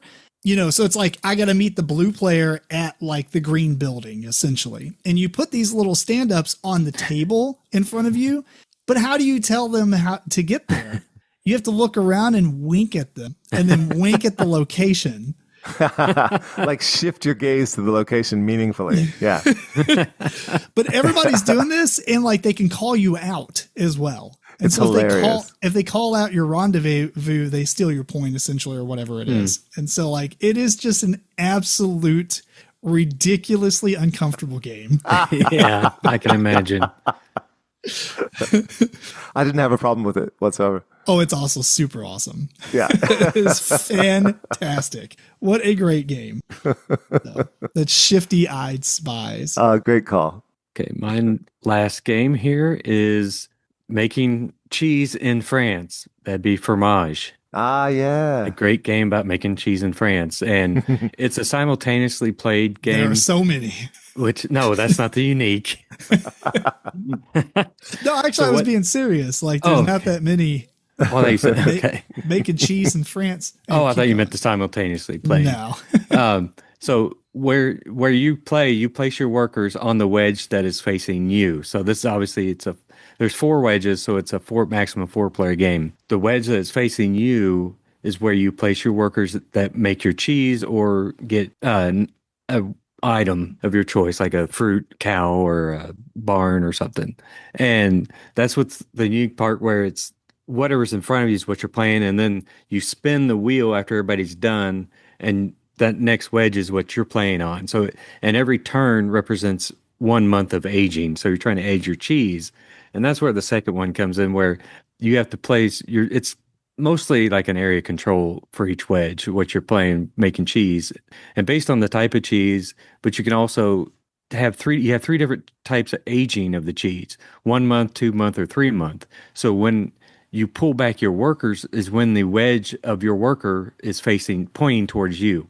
So you have to plan ahead, saying, because you only have three of these guys. So if you put them out there, you might have a turn where you're not doing anything because your guys are not pointing at you. So you have to plan ahead where when that wheel spins, at least you'll get one worker back that is pointing back to you. So if you do a 1 month age, obviously when that wheel turns once, it's going to come back to you after that. And so you can use that worker the next time. And that's, to me, a very unique way, where, because you've got to plan ahead for when you can pull back the worker when it is pointing at you, looking at you. It's also got it's a cheese wedge, but it's also got a worker outline of a worker with the face on the front. So when that person's facing you, that's when you pull back. But you leave your cheese wedge that you created there. And so to me, that's kind of a double unique, because it's the rotating board where each section is what's pointing towards you is what you are playing on. And everybody, like I said, everybody plays at the same time. So this is actually a really quick game. It's about a half-hour game, and it's very fun. They're actually coming out with a second one that's making cheese in Italy called Formaggio. Yes. I think they kickstarted that, and I think that's coming out soon, actually being delivered. Is this good with two? I thought it has been, because what they do is there's inserts into each of those wedges based on player count. So if you see in this picture, there's actually wedges with not signs, so you can't go there. Whoops, that's... Yeah, I see what you're saying. Yeah, it customizes it for the player. So this is obviously for a different player, not a full player count, because then people can't go there. But so it does pretty well with two. I played it with two. I played it with 3 and 4. I played it with all player counts, and it does a really good job. And it's got multiples of each wedge for each player type, so it can be, you can mix and match. I mean, there's an A1, or the board comes with one printed on it, so you can use that default one, or you can add these slide-ins to make it different for every game. Oh, that's very cool. And then the middle part where you get your resources, that might be different for each game, because it's random when you place it there. Mm-hmm. So the board's ever changing, and each player board is semi-async, depending on there's powers at the top that you can enable. Those are unique to you. You enable them with the buildings, and then you have cows or some. You choose a farm kind of animals. Livestock, farm animal of some type, and you can use those to do various things as well. Right. Those can give you extra turns and extra cheeses that you make, because you can have personal goals. You draw cards that will give you personal goals of what type of cheese and how old you want to make it. But it is an excellent game. It is very fun. Like I said, it's one of those ones, if you have 4 people and you just want a quick game of 30 minutes, this is a good game to play, especially if they've already know how to play it. Yep. Nice. This might be my favorite one on your list. Oh, I really, really enjoy this one. Top of my list. Yeah, it is one of my favorite games. It's pretty good. All right, bring us home, George. What you got? All right. I've got one that is one of my favorite games, and as a linguist, it sort of almost had to be. This is just an incredible game. It is a board game, but it does use an app. So I know some people are not into that, but this is called Cosmopolite, and Cosmopolite is a kitchen that is a cosmopolitan kitchen where you have to serve people from everywhere. So in the game, you have roles that the players can take on. You have to have 4 players minimum, but it plays up to 8. So as a party game, it's great. And you have a waitress who runs the app, and the waitress will greet the customers as they come into the restaurant.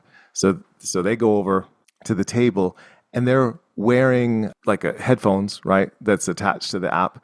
And the customers will put their order in, and they do it in their language. And remember, they're from all over the world.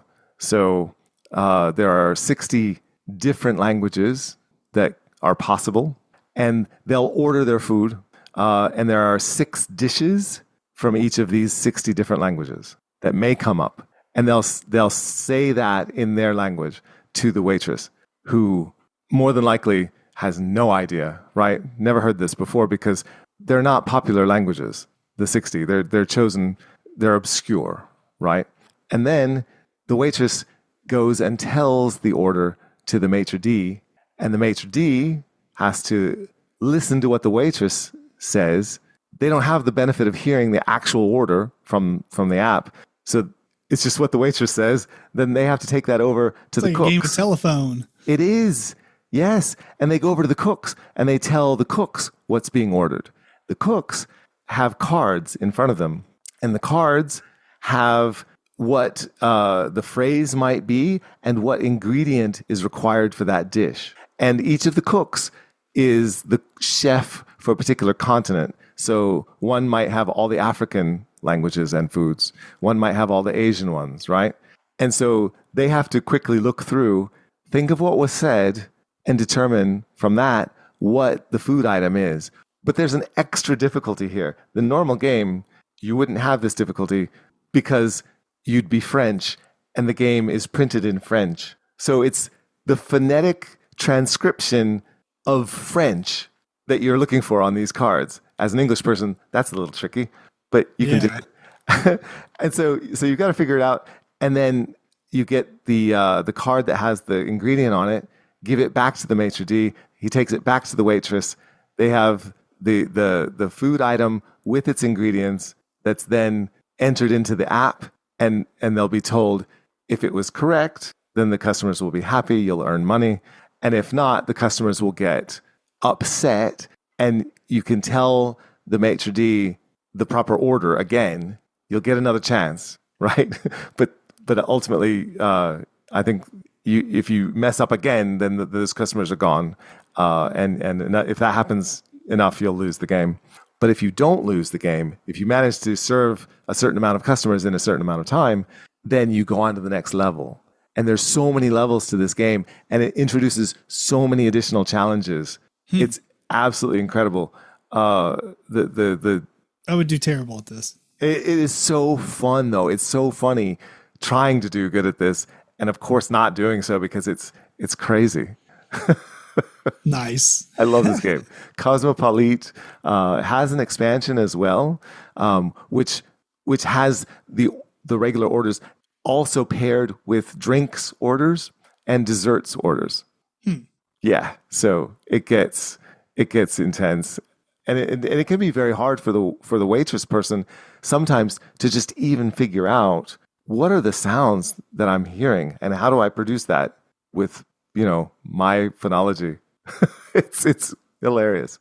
Yeah, very cool. We'll have to try it out one day, and I'll just hate myself as a player. Yeah, because I won't do very well. All right. Well, in essence of time, since we are way over what I expected, we're at 2:15.